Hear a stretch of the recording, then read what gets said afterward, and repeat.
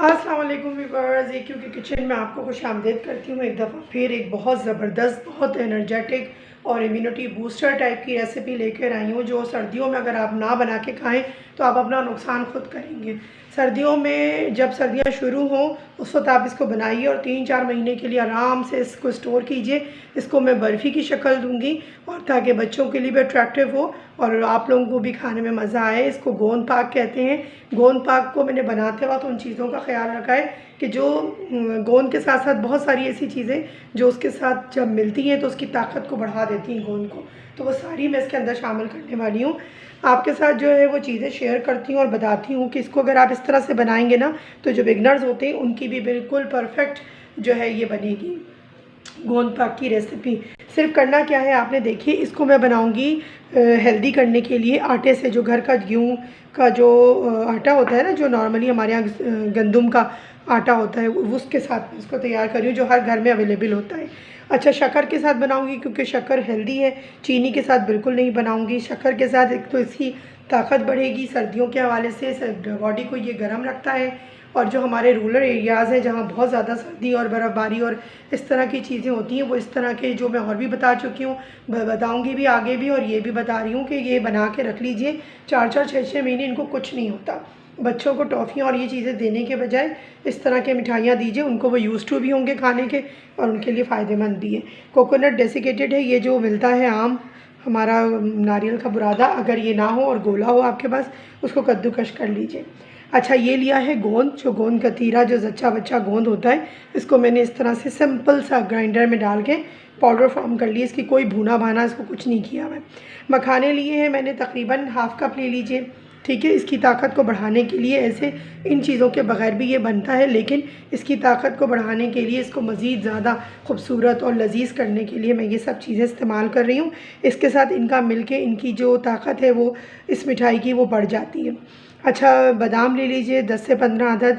ये हैं sunflower seeds, ये मैंने लिया है 1/4 कप। काजू मैंने लिए हैं 8 से 10 अदद, और पिस्ते बादाम ले लीजिए 1 टेबल स्पून 2 टेबल स्पून भर के, ये पिस्ते, ठीक है ना। अच्छा, घी जो देख रहे हैं आप, ये असली घी है, इसको मैं दिखाऊँ आपको। देखिए जो ये येलोइश सा है ना, ये है मेरा गाय का घी। गाय का घी मैं सिर्फ एज़ आ मेडिसिन भी यूज़ करती हूँ, बड़ी मुश्किल से गाय के दूध से जमा करके ये निकाल लेती हूँ, मैं रखती हूँ। जब भी इस तरह की कोई रेसिपी बनाती हूँ, बाज़ार से मिलता है लेकिन मुझे ये होता है कि घर का बना हुआ तो ज़्यादा बेहतर है। अच्छा, ये है भैंस का, वाइट होता है, ये सबको ही पता है। तो इन दोनों को मिला के तकरीबन 1 कप ले लीजिए, ठीक है ना। घी में कंजूसी मत कीजिएगा। हेल्दी चीज़ अगर आपको खानी है तो प्लीज़ बराए मेहरबानी गाय का घी इस्तेमाल कीजिए। कोई मोटे नहीं होते इससे आपकी इम्यूनिटी अच्छी होती है, बैड कोलेस्ट्रॉल ख़त्म होता है। असली घी के बहुत सारे फ़वाइद हैं हर चीज़, क्योंकि देखिए जब इतना सब कुछ बनेगा और इतनी क्वांटिटी में बनेगा और जब आप उसका एक पीस खा रहे होंगे तो आपका समझिए कि जो घी की क्वांटिटी है वो बहुत थोड़ी आपके जारी होती है आपके अंदर। तो घी को बढ़ाइए, घी के इस्तेमाल को, घी से कुछ नहीं होता। एक चीज़ मैं आपको और बताऊं कि देखिए जब मैंने एक्सपीरियंस किया, जो हम तेल कहते हैं, जब आप तेल का डब्बा जब धोते हैं तो आप देखते हैं कि उसके अंदर कितनी चिपचिपाहट सी होती है और वो बिना कोई मांजे रगड़े वो साफ़ नहीं होती। गरम तेल ये सब कुछ गरम पानी के साथ धोया जाता है, लेकिन अगर घी का जो डब्बा होता है उसको आप सिंपल सा भी पोंछते हैं टिश्यू से या किसी कपड़े से तो वो साफ़ हो जाता है। तो ये सोचें कि ये सारी चीज़ें हमारे अंदर भी इसी तरह वर्क करती हैं। क्या चीज़ चिपचिप करती है, क्या चीज़ चिपट जाती है हमारी आर्टरीज़ के साथ, और क्या चीज़ जो है वो गर्म चीज़ होने से, बॉडी में जाने से, पीने से, खाने से वो क्लीन कर देती है हमारी आर्टरीज़ को, ठीक है ना।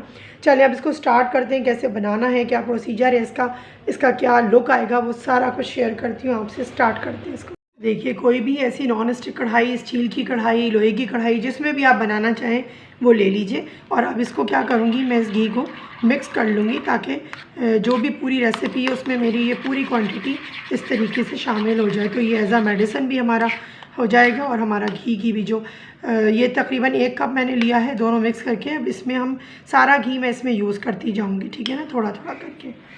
अच्छा, आप देखिए घी फ्लेम मैंने ऑन कर दिया, और सबसे पहला जो काम हम करेंगे वो हम करेंगे कि ये जितना भी हमारा घी मेल्ट हो जाए, उसके बाद ये जो ड्राई फ्रूट्स हैं इनको मैं रोस्ट करूँगी। अच्छा देखिए, और ये घी हमारा गर्म हो चुका, और ये जो ये सारा जो ड्राई फ्रूट है, अब क्या करना है, इनको बिल्कुल लाइट सा फ्राई करना है, बहुत ज़्यादा ब्राउन नहीं करना, ठीक है। ये सिर्फ किस लिए कि ये टेस्ट इनका और बढ़ जाता है। जब हम किसी भी ड्राई फ्रूट को घी के अंदर रोस्ट करते हैं तो उसकी अफादियत भी बढ़ती है, उसकी ताकत भी बढ़ती है और वो टेस्टी भी हो जाता है।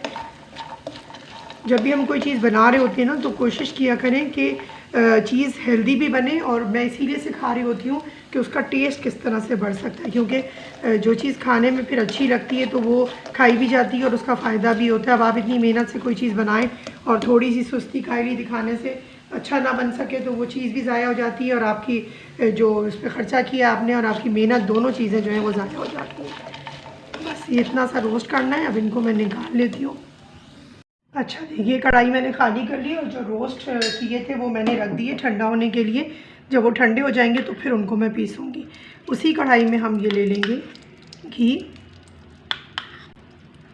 ये तकरीबन सब कुछ आपने बस समझ लें, एक जो कप घी लिया है ना उसी में आपने इसको पूरा करना है। थोड़ा सा मैं छोड़ती हूँ, ठीक है, बाद में इस्तेमाल करेंगे इसको और आपको बताऊँगी कि फिर इसको किस तरह इस्तेमाल करना है आपने। अच्छा अब देखिए, ये जो आटा हमने लिया है इसको अच्छा सा खूबसूरत सा कलर आने तक इसको भूनेंगे। मतलब इसके अंदर सोंधी सोंधी सी खुशबू आने लगे और इसका कलर चेंज हो जाए। इसको इतना भूनेंगे कि इसका जो कच्चापन है ना वो निकल जाए। ये इतने ज़बरदस्त बनेंगे ना कि ये मुश्किल से ही बचते हैं वैसे स्टोर होने के लिए, लेकिन ये है कि थोड़ी सी मेहनत और तवज्जो के साथ बड़ी ज़बरदस्ती मिठाइयाँ, इस तरह के डिज़र्ट कह लीजिए, इस तरह के लड्डू कह लीजिए, बर्फ़ियाँ कह लीजिए, सब कुछ घर में बन जाता है आसानी के साथ। इसको देखिए जब तक हमें करना है, अभी ये जैसे सारा घी इसमें वो हो गया ना, अब जैसे जैसे ये रोस्ट होता जाएगा ये लाइट वेट होता जाएगा और घी और ये पतला पतला सा आपको दिखने लगेगा। जब तक आपने इसको रोस्ट करना है बहुत लो फ्लेम के ऊपर, बिल्कुल कोई जल्दबाजी नहीं दिखाएगा। ये देखें कितना लो फ्लेम किया हुआ है मैंने, बस इतने ही लो फ्लेम पे आपने इसको रोस्ट करना है। अच्छा व्यूअर्स देखिए, बिल्कुल लाइट फ्लेम पे इसको रोस्ट करते हुए कलर देखिए चेंज हो गया और ये बिल्कुल देखिए कितना हल्का सा हो गया। अब इस वक्त क्या करना है हमें,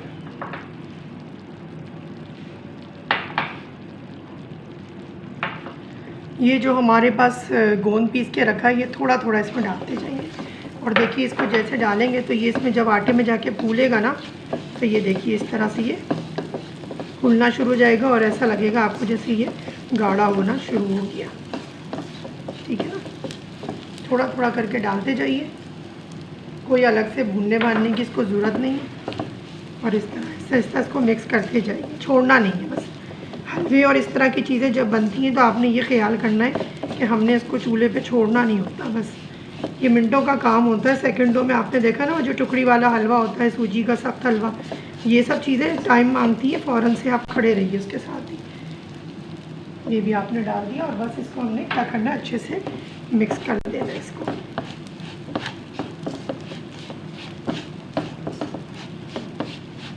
ये अच्छी सी खुशबू इसकी अभी आ रही है कि मैं आपको क्या बताऊँ। अच्छा आप देखिए इस टाइम पे ये जो जायफल होता है ना, ये इसको क्या करना है आपने, अगर आप इलायची डालना चाहते हैं तो डालें। मुझे जो ये सर्दियों के जितने भी इस तरह के लड्डू और मेवे और मिठाइयाँ बन रही होती हैं और सटोरे, उनमें ये जायफल जो होता है ताकतवर भी होता है। तकरीबन अगर आपके पास क्रश हुआ हुआ है, फ्रेशली करें तो ज़्यादा अच्छा होता है। 1/4 ले लीजिए, कर लीजिए इसको। इससे बड़ी अच्छी कोई खुशबू और बड़ी अलग सी खुशबू आती है, बहुत VIP किस्म की जैसे मिठाइयाँ होती हैं ना उनकी आपको इसके अंदर से अरोमा आना शुरू हो जाएगा। इलायची का वो होता है एक टिपिकल सा रहता है, इलायची भी डालती हूँ मैं कुछ कुछ चीज़ों में, लेकिन गोंद जब ये जो सर्दियाँ होती हैं इसमें ये जायफल बहुत अच्छी रहती है। जायफल वही जो जवतरी जायफल निहारी में पड़ती है, जिसकी मोटा गोल सा वो होता है, उसको जायफल कहते हैं। वो जो फूल होता है इसका उसकी जवतरी कहते हैं। तो जायफल डालिएगा, जवतरी भी डलती है बहुत सारी चीज़ों में। अच्छा अब ये हो गया हमारे पास मिक्स। अब क्या करेंगे, जो ये हमने ड्राई फ्रूट रोस्ट किया था उसको मैंने ये पीस के ठंडा होने पे पाउडर बना लिया, वो भी इसके अंदर मिक्स हो जाएगा। और ये जो कोकोनट था, कोकोनट ज़रूर डालिएगा, इससे बड़ा अच्छा सा फ्लेवर आता है। ठीक है, ये भी इसके अंदर मिक्स कर देंगे। ये आप देख रहे हैं ना ये कितना रूखा रूखा से, लेकिन ये बहुत ज़बरदस्त बिल्कुल मुंह में घुल जाने वाला उसका टेक्सचर होगा जब ये बन के रेडी हो जाएगा। सब चीज़ें देखें कितनी अच्छे से मिक्स हो गई हैं, हर चीज़ इसमें हेल्दी गई है। जो लोग गोंद नहीं खा पाते ना वो भी इसको इस तरीके से बच्चे और सारे लोग खा लेते हैं। अब क्या करेंगे, जो शक्कर है ये इसके अंदर डाल के इसको मिक्स कर देंगे।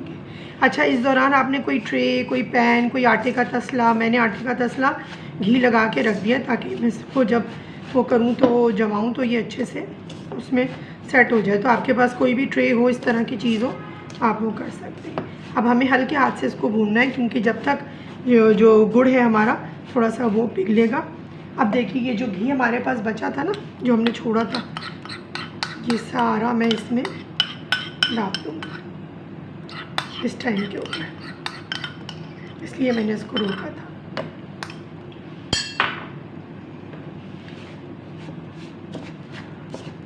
इससे क्या होगा, ये बहुत सॉफ्ट बनेंगी। इस टाइम पे जो ये हमने 1-2 चमचे घी बचे हुए डाले ना, इसकी वजह से ये मुंह में बिल्कुल घुल जाने वाली तैयार होंगी।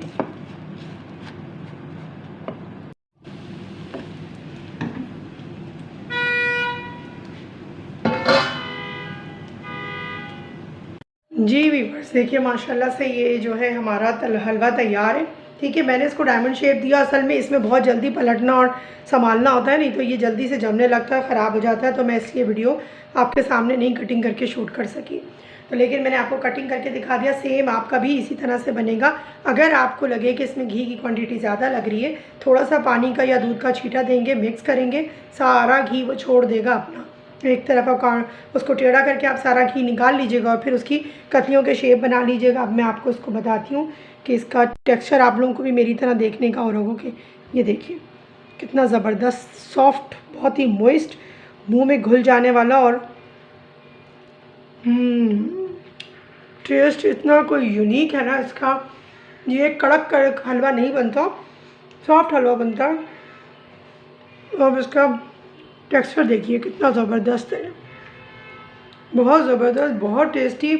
इतनी क्वांटिटी जो एक मैंने कतली काटी है, इतनी आप खाइएगा रेगुलरली, 1-1.5 महीना आप खाएं और फिर आप देखें। ये पूरी सर्दी खाइए, बहुत आपको इसके साथ 1 कप दूध ले लीजिए, ये कंप्लीट आपकी जो है वो डाइट हो जाएगी। बच्चों को दीजिए, बड़ों को दीजिए, बूढ़ों को दीजिए, किसी को भी दीजिए। जो लोग गजक टाइप नहीं खा सकते सर्दी में गुड़ की, वो सख्त होने की वजह से बड़ा बुज़ुर्ग, तो वो ये हलवा ज़रूर खा सकते हैं आराम से। उम्मीद करती हूँ कि रेसिपी आपको पसंद आई होगी, आप इसको ट्राई करेंगे। कमेंट्स में मुझे ज़रूर बताइएगा कि आप लोगों का कैसा रिज़ल्ट आया। कोई भी चीज़ पूछनी हो आप कमेंट्स में पूछ सकते हैं। व्हाट्सअप चैनल भी हमारा जो है, व्हाट्सअप नंबर भी मौजूद होता है चैनल के ऊपर, और नहीं तो वेबसाइट से भी आप हमसे कांटेक्ट कर सकते हैं। हमेशा की तरह से यही कहूँगी कि अपना और अपने अतराफ़ के लोगों का बहुत ख्याल रखें, खुश रहें, खुश रहने दें। ऐसे हलवाजात बनाइए और मोहल्ले भर में बांटिए, अल्लाह ताला आपको बहुत ढेरों देगा, ढेरों। और ऐसे रिश्तेदारों में दीजिए जो ये अफोर्ड नहीं कर सकते। इस तरह की चीज़ें तो अल्लाह और भी खुश होगा आपसे और आपको बहुत नवाजेगा। हमेशा की तरह से जो स्लोगन भी है हमारा, ईट हेल्दी फील हेल्दी।